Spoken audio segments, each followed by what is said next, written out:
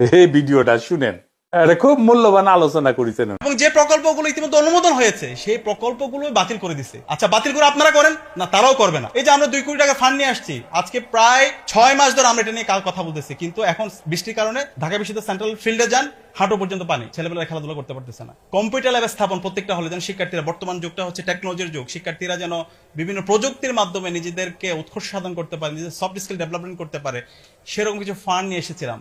কিন্তু দুর্ভাগ্যের বিষয়, নতুন সরকার আসার পরে সবগুলো প্রজেক্টগুলো তারা বাতিল করে দিচ্ছে। বা এটা কি শিবিরের বা মানে হচ্ছে প্রকল্প, নাকি এটা জামাতের প্রকল্প, নাকি এটা শিক্ষার্থীদের প্রকল্প? এবং যে প্রকল্পগুলো ইতিমধ্যে অনুমোদন হয়েছে সেই প্রকল্পগুলো বাতিল করে দিছে।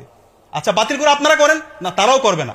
এই যে আমরা 2 কোটি টাকা ফান্ড নিয়ে আসছি, আজকে প্রায় 6 মাস ধরে আমরা এটা নিয়ে কথা বলতেছি, কিন্তু এখন বৃষ্টির কারণে ঢাকা বিশ্ববিদ্যালয় সেন্ট্রাল ফিল্ডে যান, হাঁটু পর্যন্ত পানি, ছেলেমেয়েরা খেলাধুলা করতে পারতেছে না। হয় আপনারা নিজেরা ফান্ড নিয়ে এসে কাজ করেন, অথবা আমাদেরকে করতে দেন।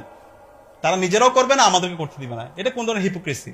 ঢাকা বিশ্ববিদ্যালয় সেন্ট্রাল মসজিদে আমরা অনেক কষ্ট করে, আমরা বিশ্ববিদ্যালয় প্রশাসনকে বলতে হয় না, পরবর্তী আমরা নিজেরাই মসজিদে সংস্কার করলাম এবং এসি নিয়ে আসছি। অনেক কষ্ট হয়ে যায় মুসল্লিদের। সে এসি আমাদেরকে বলা হয়েছিল 1 মাসের মধ্যে সেটা এসি ইলেকট্রিসিটি কানেক্ট করা হবে। এবং আজকে যিনি অন্তর্বর্তীকালীন সরকারের সাবেক ধর্ম উপদেষ্টা, উনি আমাদের উদ্বোধন অনুষ্ঠানে ছিলেন, সাবেক বিসি ছিলেন। কিছুদিন আগে প্রেস রিলিজ দিয়ে বলা হয়েছে নাকি এটা আমরা অনুমোদন ছাড়া এটা আমরা করছি। কিন্তু যে প্রোগ্রামে ভিসি উপস্থিত ছিল উদ্বোধনের সময়, এবং সেটা সম্পূর্ণ আমাদের রেজুলেশন আছে, মিটিং হয়েছে, কিন্তু এরপর এখন বলতেছে সম্পূর্ণ অস্বীকার করতেছে। তো এই যে হিপোক্রেসিগুলো আপনারা করতেছেন, জাতির সাথে আপনারা যে হচ্ছে দ্বিচারিতামূলক আচরণ করতেছেন, এটা এর মাধ্যমে নিজের পায়ে নিজে কুড়াল মারতেছেন।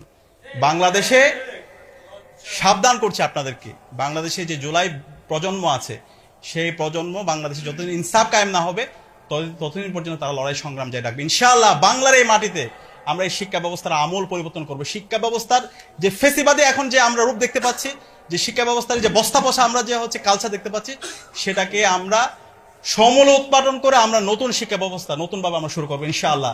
বাংলাদেশে যেদিন জনতার সরকার প্রতিষ্ঠা হবে, যেদিন ইনসাফ বিজয় হবে, ইনশাআল্লাহ আমাদের এই শিক্ষা ব্যবস্থার আমরা আমূল পরিবর্তন করে আমাদের এই বাংলাদেশকে একটা অনন্য উচ্চতা আমরা নিয়ে যাবো ইনশাআল্লাহ। সালাম।